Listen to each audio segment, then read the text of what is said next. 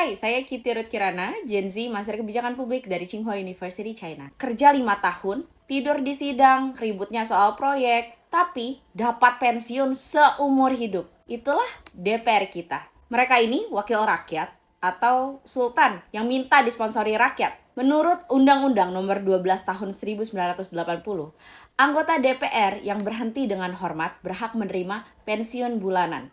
Besaran tergantung lama jabatan, mulai 6% sampai 75% dari dasar pensiun. Seringkali kasusnya, setiap anggota DPR itu bisa menerima hingga 3,64 juta rupiah per bulan sampai meninggal. Ini diterima tanpa iuran dan tanpa kerja tambahan. Ini belum termasuk gaji sebagai DPR yang bisa menyentuh 60 jutaan rupiah setiap bulan. Belum termasuk tunjangan mewah, belum termasuk mobil dinas, rumah dinas, dan tunjangan ke luar negeri lain-lain. Rakyat Indonesia harus rela memberikan sekitar 3,64 juta rupiah per bulan untuk 580 anggota DPR supaya mereka bisa pensiun dengan nyaman dan aman. Kalau dikalkulasikan selama 20 tahun, seorang mantan DPR bisa menerima lebih dari 872 juta rupiah hanya dari satu periode jabatan. Lebih parahnya, pensiun DPR tidak berhenti hanya sampai anggota DPR. Jika anggota DPR meninggal, pasangannya dapat menerima sekitar 72%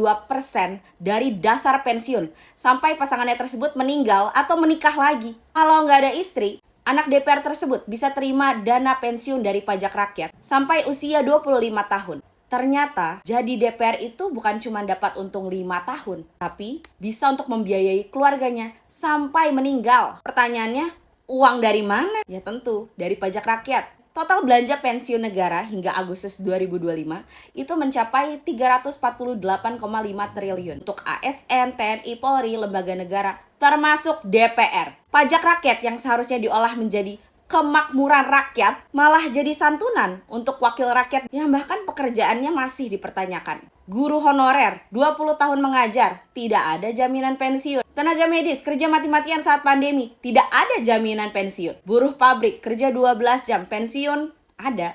Kecil banget. Tapi DPR, kerja 5 tahun saja, pensiun selamanya. Apakah ini wakil rakyat atau malah beban rakyat? Rakyat sudah muak, kita bayar pajak, tapi uangnya malah jadi ATM seumur hidup untuk anggota DPR dan keluarganya. Ini waktunya Presiden Prabowo dan Menteri Keuangan Purbaya berani bertindak. Hapus aturan pensiun DPR dan DPD. Stop fasilitas mewah pejabat yang diam-diam menyedot uang pajak rakyat seumur hidup. Ini langkah pertama. Hapus pensiun abadi para pejabat.